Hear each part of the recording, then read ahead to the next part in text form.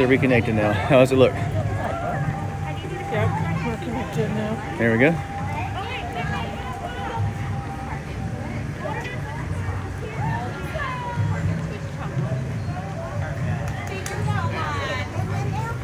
Thank you. They've been waiting for so long to put these on. It's our last day.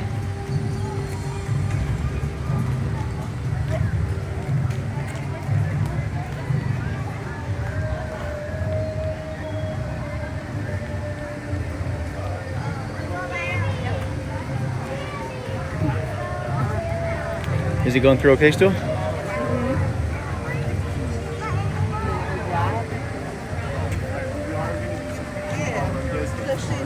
We need to go to the left if we're going to that ride.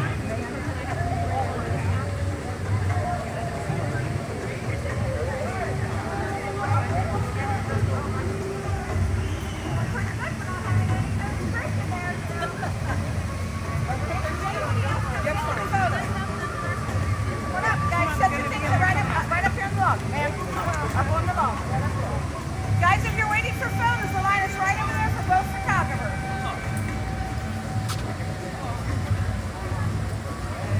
Okay, this young lady, come over on this side. Is still working?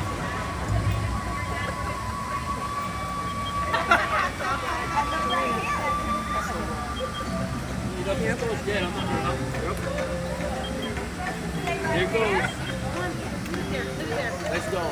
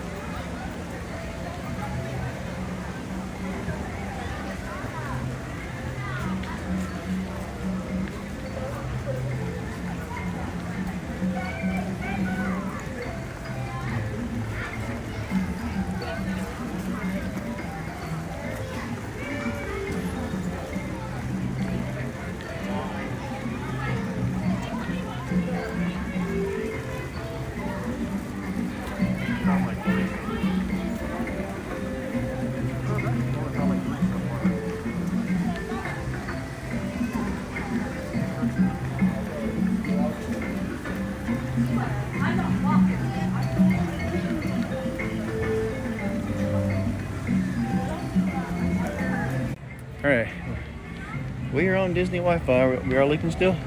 We're open. Well, shoot. So, I'll tell you what we have to do is, I've already refreshed it. Oh, now we're good. Make sure we're on Disney Wi-Fi. Cellular for backup. And over here's the Lion King show. If you don't know where it's at, Lion King shows up here. There's the Back sign there. posted. That's a food place. Yeah, like that area is the Lion King. Right now we're going back for one ride. It's a safari ride. Hey Stacy. Hey Stacy. Yeah, when you're doing a live stream, it's always a hit and miss. Getting blank spots where the internet just does not go through.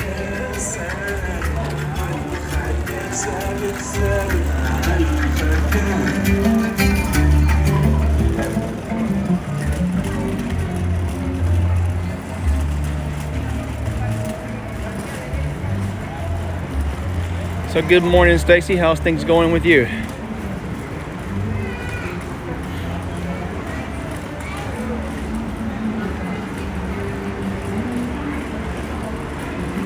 All right, let me get my mask on.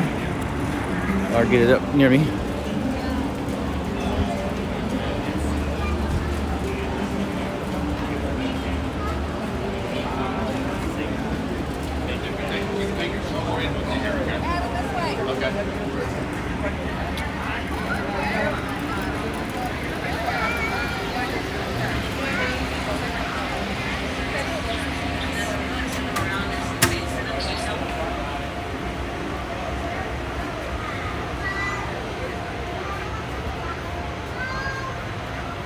So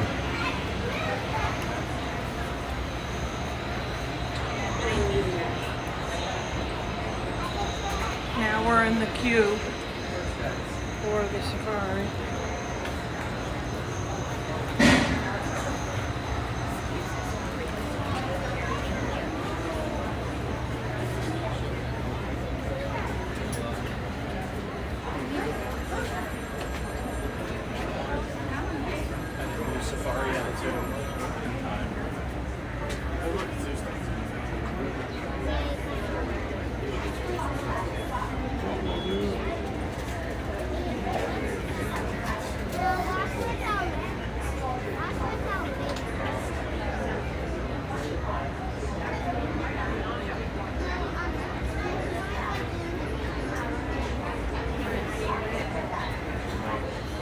yeah, I'm working too, Stacy. I took just a few days off, so we are heading back shortly. Not today, but heading back shortly this week. Going back home.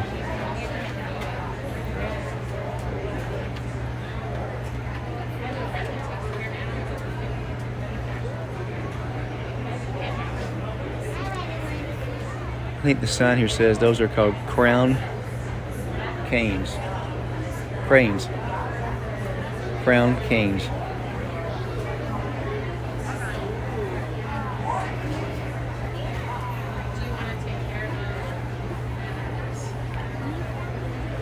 And that's a human being live and being captured.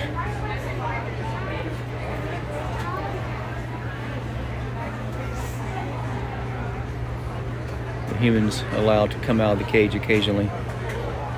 Duh.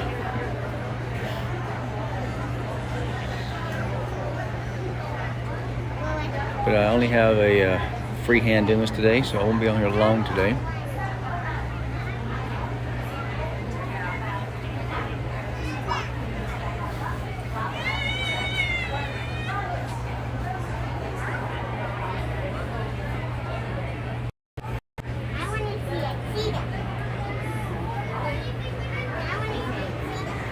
It's a little dark in here.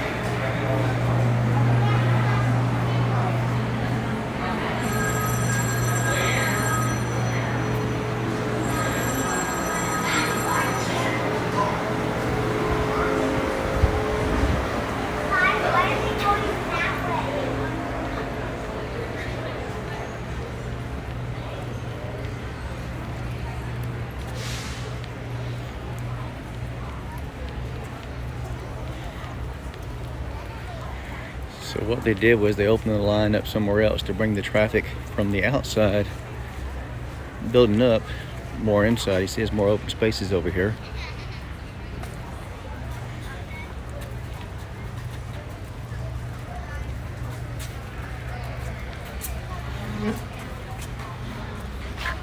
I always like to show my favorite plants. That green one over here, this green one over here, that green one over there.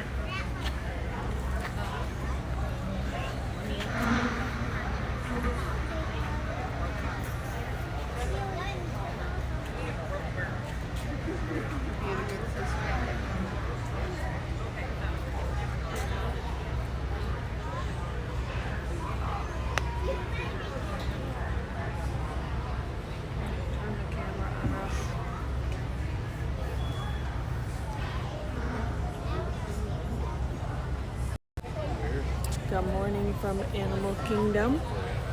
We're currently in the queue for safari. We're going to do the safari first thing this morning. So, good morning. Hope you're having a great day so far. Good morning, everybody. Yeah.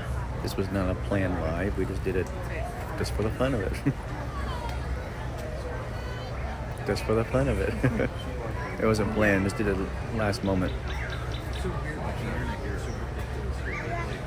So we are In the queue. I don't know how long the line was.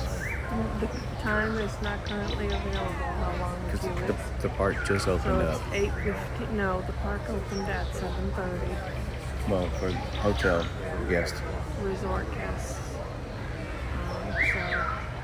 So we got on the ride probably 3 minutes ago. You figure? Yeah. So it's 8:15. So we'll give an update on how long it actually took. So it looks like it's going to be a long wait. So it's not moving at all.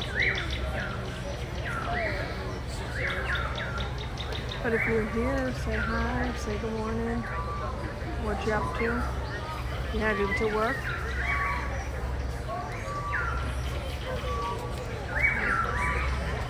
I still have to work when I'm going on vacation. I try to answer Me my too. yeah. That's awful, isn't it? Me too. I still answer my phone calls and best I can. Limited. We trick-or-treated at the resort. They had a trick-or-treating event. We did not do the Halloween party because we did it previous in August, and it was expensive. For the two of us, it was $250. It was $125 a piece. So it was quite expensive for the Halloween party, the Boo Bash this year. So we did not do the Boo Bash on Halloween. But we did trick-or-treat at our resort, which was fun because the grown-ups could do it too. So. And we're staying at the Old Key West, and it was surprisingly better than what I thought it would be. I thought being at the oldest resort, it would not be that. It's very up to date, and it looks like the rooms have been renovated, which is nice. So I would just choose to stay somewhere else other than where we're staying at. we did not like the location, The location where we're at, like on the very end of everything. and it's near a busy road that has constant traffic, so that you can hear the flow of traffic. So, but I want to see the gorillas this morning. Yeah, after we leave all this one, go see the gorillas. For the love of Disney, good morning. Good morning, how are you? Welcome. We're live here at Animal Kingdom. We're in the queue for the safari. And good morning to Magic for Four. Thank Good you for dropping morning. in. And welcome. We're in the queue for the safari. And I do not have my gimbal today. I'm using this free-handed right now, so my apologies. Well, we try not to pack a bag when we come to the park. If at all, we can avoid it. If you would like to do something more to help us with conservation, talk to one of The the line villagers started in Hawaii moving. to learn about what we can do together to ensure that our children will have these precious treasures to enjoy and pass on to their own children. But for now, keep your eyes and ears open. No two safaris are the same. You will see new animals and discover new behaviors on each trip into the reserve. So, asante sana for your visit. Have a wonderful journey and kizuri bahati. Good luck.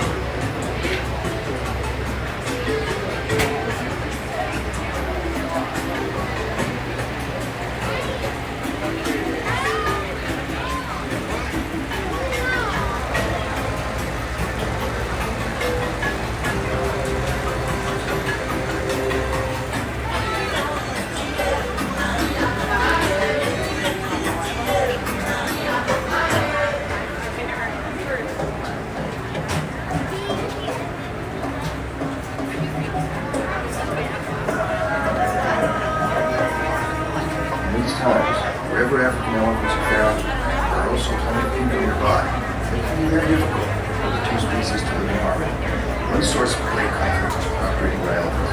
I was near it to give up to go in because of the sometimes struggle. Entered the African enemy.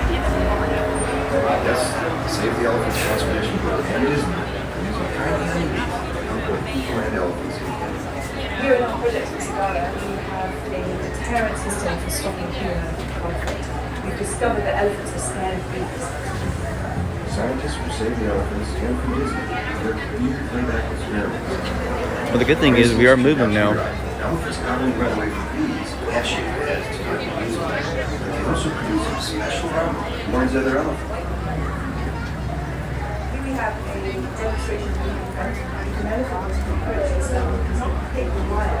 Bees can now really discern the elephant, like the state chase them away.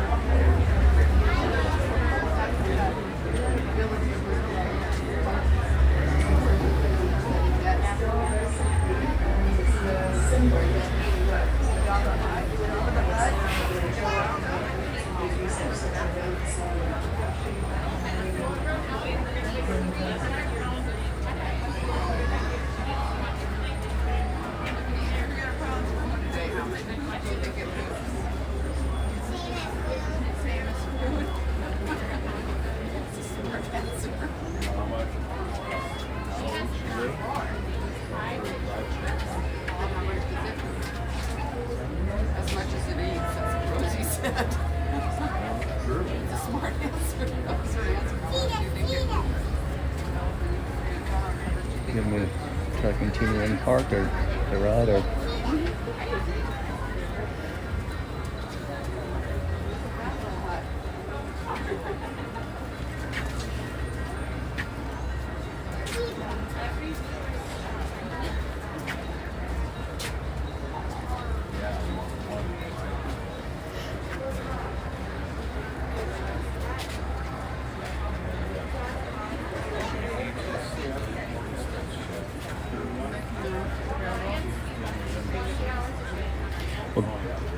Good morning to all who's watching right now.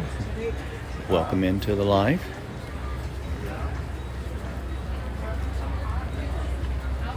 This line is moving pretty fast. All of a sudden. Yeah. We're almost to the what do you call it? The truck.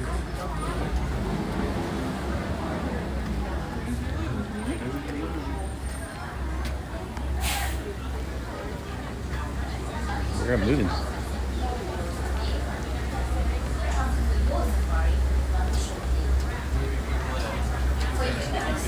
Always remain seated during your safari, as the road can be rough and bumpy, and keep your arms, hands, legs, and feet inside the vehicle at all times. Most importantly, please keep your eyes on your children. Securely store any personal items, and if you are on a night safari, don't forget to turn off the flash on your camera or phone. Once again, have a wonderful safari, and as we say here in Harambee, Karibuni, welcome aboard.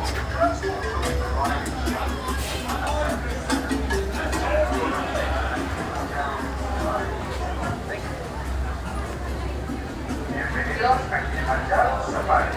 Para su seguridad, permanezcan sentados y mantengan las manos, brazos, pies y piernas dentro del vehículo. Y cuiden a sus niños. Gracias. Hello everyone, and welcome to Kilimanjaro Safari.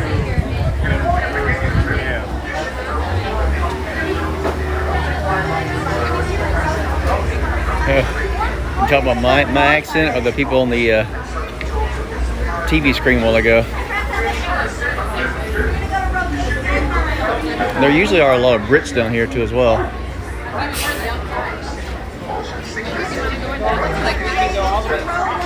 Behind the red line. You're going to join row 6. They're boarding now. Row 6. How many? We're going to go to row 1. Remain seated with your hands, arms, feet and legs inside, and remember to watch your children. Your transport will be arriving shortly. Enjoy your adventure. Didn't she tell us to go on board? Yeah. Yeah. Bienvenidos a Kilimanjaro Safari. Para su seguridad, permanezcan sentados, mantengan las manos, brazos, pies y piernas dentro del Gracias. That's all everyone. The Western Kilimanjaro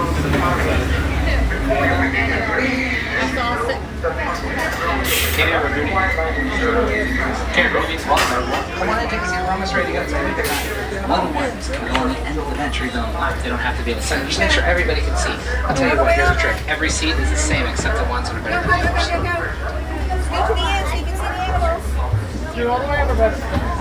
Great, if there's not enough room for your family, just wait behind the yellow line. Get you on the next truck. Watch hands, arms, feet, and legs. Doors slide in close. Will you hold them for 1 second? Okay, I got it. Sunday Sun Awards. Let's go, friends. Jabo, folks. Good morning, everyone. My name is Matt. I'm going to be your safari guide on this journey through the Rondo Wildlife Reserve. So just a few housekeeping things before we get started. Keep hands, arms, feet, and legs inside the truck. Supervise the children. Children, please supervise parents. Make sure nothing silly happens. I'm counting on you. Of course, friends, number one rule while on safari, no matter what we see, no matter how hard it is to see, y'all don't stand up on this ride. It's a bad idea. You'll fall out of the truck. It's embarrassing. It hurts, and then I get to do paperwork. Boo, paperwork. So please stay seated. Let me take care of all that. This is going to be a great safari. Now today our journey begins in the Little Waturi Forest. It's a great place to find animals with natural camouflage. They'll use that to blend in with the canopy of the forest to hide from predators. So look carefully at bushes and trees. Check this out on the right. There's an okapi. The okapi is a type of giraffe. It has stripes on the legs that helps the young okapi follow on through the forest. Usually they're solitary, so you only find them alone. The okapi has cup-shaped ears on top of its head, so do the greater kudu on the right.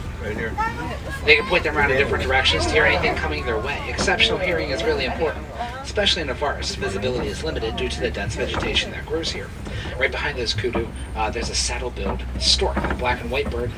Stands about 5 feet tall, with a 9-foot wingspan. It's the largest of the storks. The black and white feathers actually help it to blend in with vegetation alongside a small creek or a river. Check out this watering hole on the left. Watering holes can be great places for animals to gather. Predator and prey will drink from the same water together, think nothing of it. It's sort of like a neutral ground. In fact, look up in the porch. There's a black rhino on the left. Black rhinos are solitary and territorial. They're also crepuscular, so they're more active at dawn and dusk. There's another one straight ahead. But they'll conserve their energy for eating mostly leaves off of bushes and low-lying trees. So that method of eating leaves, that's called browsing. All the vegetation around us plays a really important role in this ecosystem, and one of the things we can do to help out animals that live here is use things like paper products responsibly. It can go a long way in conserving their home. This is my favorite animal on the right. This is called bongo. And the bongo have horns. They slant straight back. They're in line with the bridge of the nose. See that? So they can actually dive through the dense underbrush of the forest and move a little bit quicker when they need to. They have vertical white stripes, so do the greater kudu. That helps them to blend in with vertical lines of the forest, like the trees and the bamboo. The animals really do need camouflage out here in the forest because, again, that vegetation gets in the way of running fast.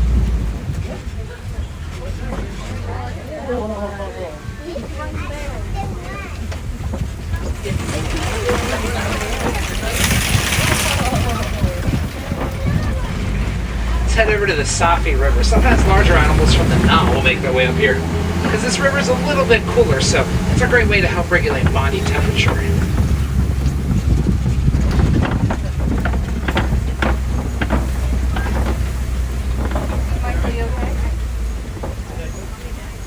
Yeah, take a look on the right. Kind of hard to see, but there's a couple of hippos in the water. But I'll tell you what, we'll keep following the river down, see if we can find some more. They'll almost always hang out in larger groups called floats, so just keep our eyes on the water. Hippopotamus is Greek for river horse. They're called that because they don't swim. They sort of walk or gallop along the bottom of the riverbed. Yeah, check this out on the left. There's the rest of the bloat. You see what I mean? They're just kind of standing on the bottom. Every couple minutes they'll push off, drift up to the surface for air, and then sink back down. They're mammals. They were there just like you and I do. Look at the hippo closest to us. Laying on her nose, there is a baby. See that? Hippos are also nocturnal, so they sleep all day long. At night, they'll actually be more active, come out of the water, feed on the grass. On the island, those are called pinkback pelicans. They get that name for the color their backs turn during their mating season. They're colonial nesters. Usually find them in really large groups. They're also one of the only pelican species that nest in trees. Check out that hippo on the bottom.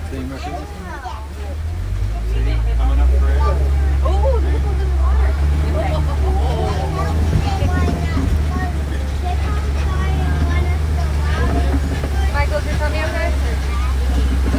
Now, it looks like some Nile crocodile made their way up the river too. Check out the riverbed over there. Now, they're opportunistic feeders, so they wait for prey to get really close to them. They can lock down their jaws with about 2,000 pounds per square inch of force. That allows them to have quite a variety in their diets. They'll eat anything: fish, birds, larger animals like zebra that might try to master them.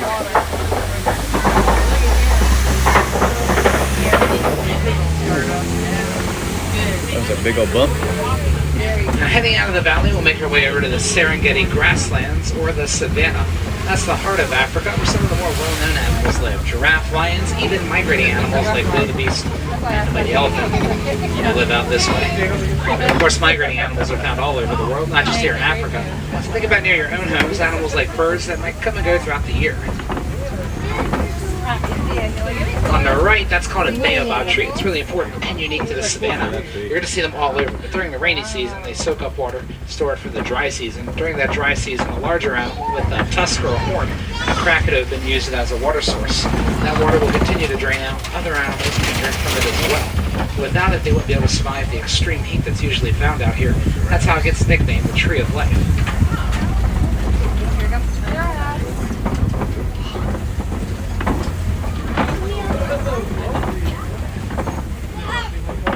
The savannah is a really large landscape, and lots of animals live out here, and they all play a role in maintaining this landscape. The grazers are going to eat the grass, keep it nice and short. Taller animals, like the giraffe we can see over there, they're going to eat the leaves off the trees. That's why the vegetation on the trees, kind of around us, it all stops at about the same height. It's not coincidence, that's giraffe height. Larger animals like elephants and rhinos, they're kind of like bulldozers. They knock over trees, scratching up against them, flatten out the terrain wherever they walk.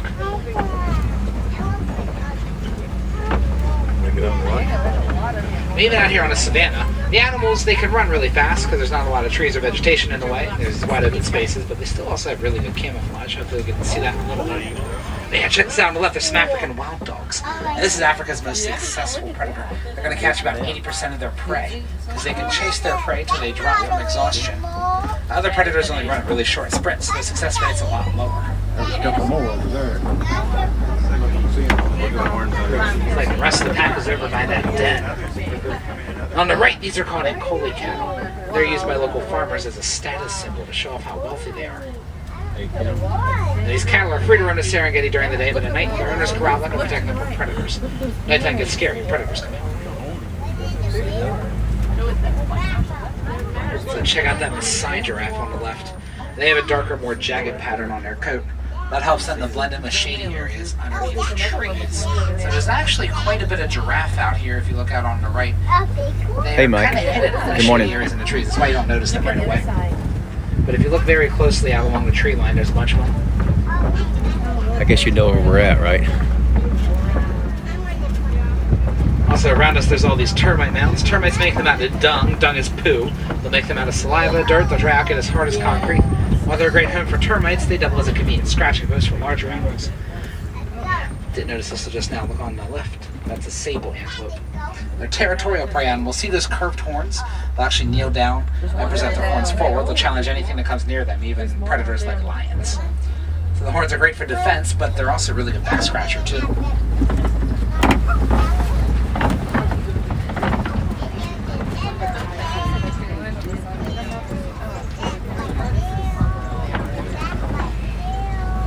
Up here on the left, there is a baby giraffe. It's about 6 months old. 5 or 6 months old. Look at how tiny it is. So adult giraffe are going to end up being about 18 feet tall, and they'll have really big hearts too, 20 pounds. They need a big muscle. Hey, John Coffee, good morning to you. There's a baby giraffe, 6 months old. We're gonna let him cross. He has the right of way. Oh no, it's right this way. We're not gonna cross. We have to wait for him. He's very soft right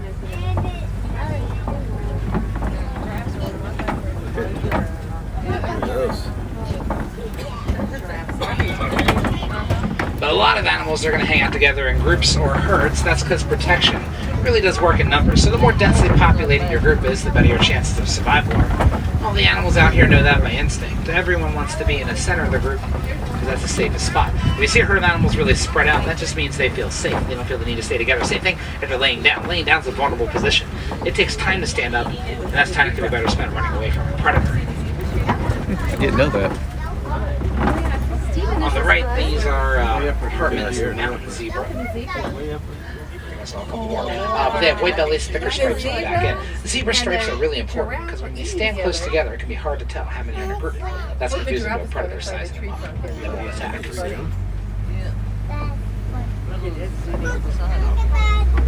And when the zebras stand really close together like that, it's actually called a dazzle.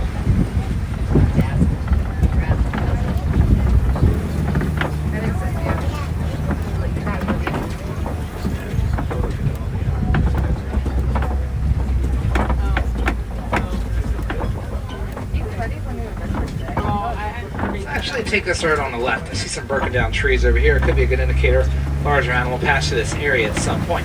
Now, migrating animals are going to migrate through the same area over and over again. Larger animals like elephants will actually leave a bit of a trail of destruction. And in fact, look on the right, there's an African elephant.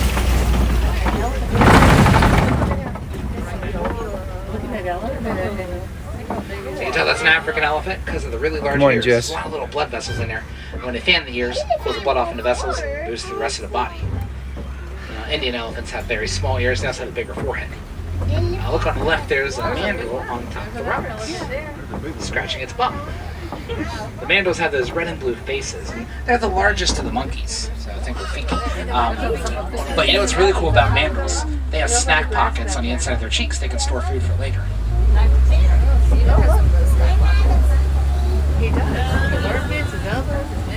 Let's see if we can get a little closer to this elephant up here on the right. Now, a favorite thing about elephants is their trunk. They can use that for a lot of different things. Drinking water, picking up food, it's also their nose. They even use it to socialize or interact with other elephants. And there's no bone in that trunk. It's all muscle, about 150 to 200 pounds. So they can really move it in any direction, even pick up a single blade of grass off the ground. It's very strong, too. They can break branches off of trees and things like that. But reserves like this give us a really neat opportunity to research animals that live here to help solve human-animal conflicts. So a while back, some farmers were having this problem where elephants kept eating their crops. And the farmers are getting frustrated taking down the elephants. So we actually did some research right here with the elephants that you just saw. And we found out they're afraid of bees. They don't like the buzzing sound. They'll do anything to avoid a beehive. They'll even change their migration route. So we had those farmers install beehives around their land. Now those elephants just stay safe and away from the farmers because they're scared of bees. And this actually worked out really well for the farmers because they can sell the honey from the bees, get another source of income. And there's a lot of local demand for that honey, so they find themselves constantly expanding their beehive operations. So that's worked out super well for them. But the whole point of animal conservation is that everyone benefits. It's really important we work to find solutions like that. Our population continues to expand, and we need more land, places for cities to grow, and agriculture to support those populations. That all takes up land that used to belong exclusively to the wildlife out here. So working harder now, we can make sharing that easier later on.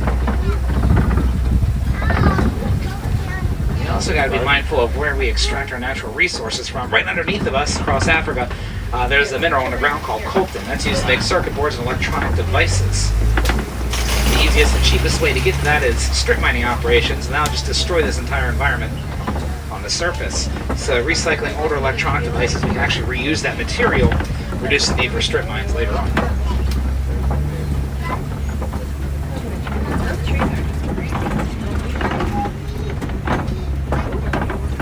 Right, so on the right, you can actually see those giraffe way off. This is a great example. Giraffe have a really neat advantage over other animals. It's their height. They can just see things from farther away. So even though they're all the way over there on the other side of the hill, they can still look and see us. Now other animals know that, and they'll actually use that to their advantage. They'll look at the giraffe, and if the giraffe are alarmed, animals like wildebeest or even smaller antelope like springbok, they're going to decide to move out of the area too, because they know that giraffe might see something that they can't. So this pond, these are called greater flamingos. They're one of the larger flamingo species. And when they're born, they're actually a gray color. They'll turn pink later on. That's because of their diet. They eat mostly shrimp. And shrimp has an element in it called beta carotene. That dyes them pink from the inside out. So there's an old saying, you're right what you eat. It's actually true for them. Now you see these gray ones right here. They're from the last season. They were just born. And they'll turn pink later this year. Cool. I should be pink, I said. Yeah. Grab the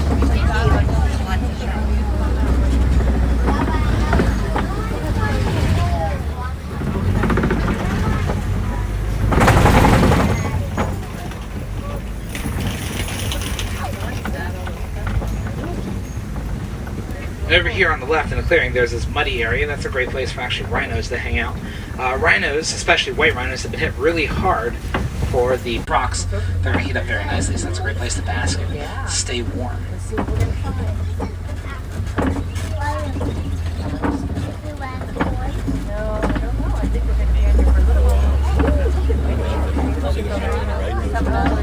Actually, straight ahead, check this out. It's a whole crash of white rhinos. So the white rhinos, they're really social. They like to hang out in groups.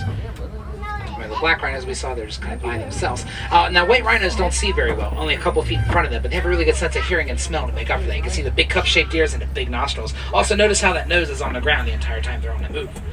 Look further back on the right. The shaggy-coated animal, that's a water buck. The one closer to us, the one behind it, the brown antelope, that's a relative of the wildebeest.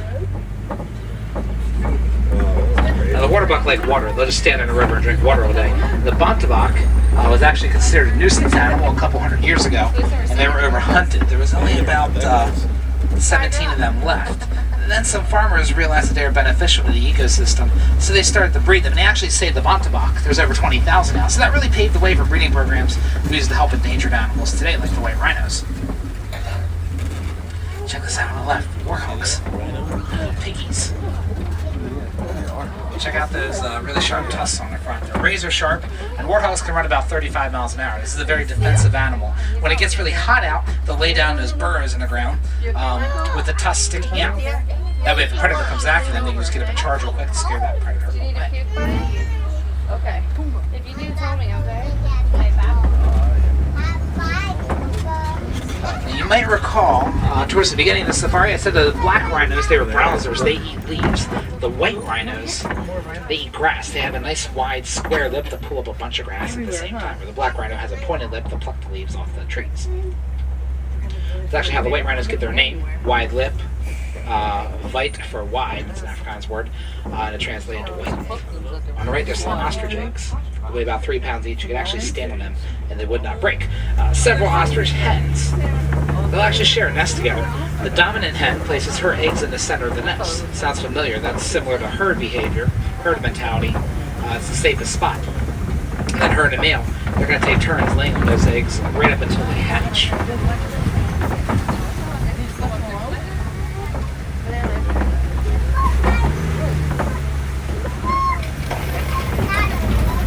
Before heading back to the village, I like stopping by the warden's post. The warden works on a lot of different projects to help the locals.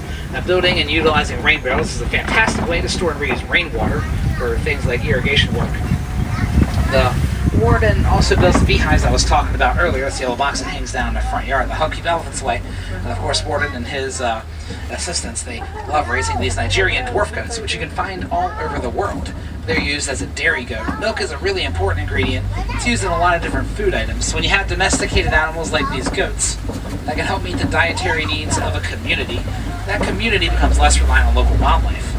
Think about milk you use at home and all the things you use it for. It probably comes from a cow on a farm somewhere. That cow is not part of your local wildlife. It just lives in its own little ecosystem raised on that farm to help bring you food. And that's really important for the food supply, food chain, and animal conservation everywhere. But we did get to see some pretty cool animals today, and they say what you see with your eyes you value in your heart forever. So I hope seeing the reserve inspires you folks to take time to learn about the natural world around us, learn about the little things you can do in your lives to help the wildlife you saw today. That all starts in your own neighborhoods by learning about your local wildlife and what you can do to help them. You can always learn more at home by going to DisneyAnimals.com, following Disney's Animals, Science, and Environment on Facebook, and check out the Disney Conservation Fund. That's a great group of folks. They do a lot of work to help animals around the world, even in your own communities. But definitely check out all the other animal attractions around the park here at Disney's Animal Kingdom. After all, there's a lot of trails and a lot of exhibits to see. Starting at 9:30, you can do my favorite thing. Take the Wildlife Express to Rafiki's Planet Watch. You can get a backstage look at how we care for the animals in the park. More importantly, the research we're doing to help the wildlife counterparts all over the world. Places like this are really important for understanding how we can help the big picture.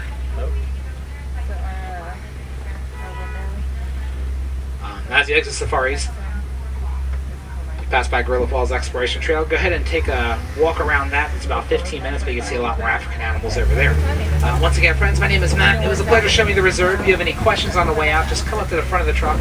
We'll have a little chit-chat. But now that it's all said and done, I'll leave you with a Swahili phrase, Kwaherini. That means to go well. So Kwaherini, everybody. Watch hands, arms, feet, legs, doors sliding open. Watch that step down. And my friends, you have a fantastic, adventurous day. We'll see you next time.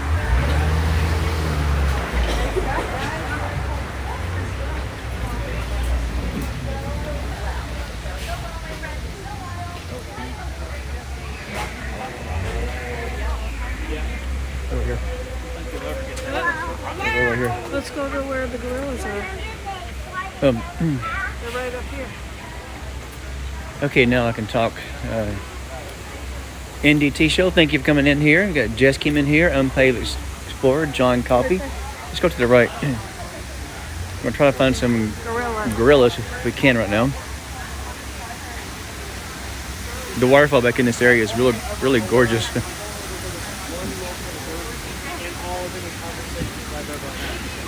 Let's see if we see any over here.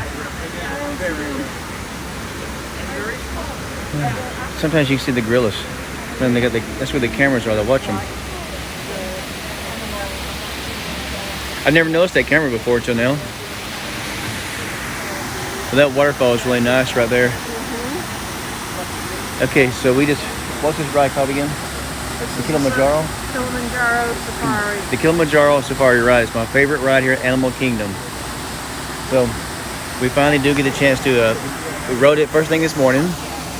So right now we're gonna, there we are. See, we are real people. Thanks for watching. Thanks for watching this morning this is my favorite ride here at Animal Kingdom, and I always like to be quiet during the rides, but we were able to catch it. It was a little bumpy, it's hard to hold. The ride itself is actually a bumpy ride. It's really hard to completely. But me and Cheryl want to thank you guys for joining with us this morning very much. We appreciate the support and all the likes. Yes. So don't forget to hit the like button, subscribe, share this video out, and everything. And we'll catch you guys at the next stop. Bye-bye now. Bye.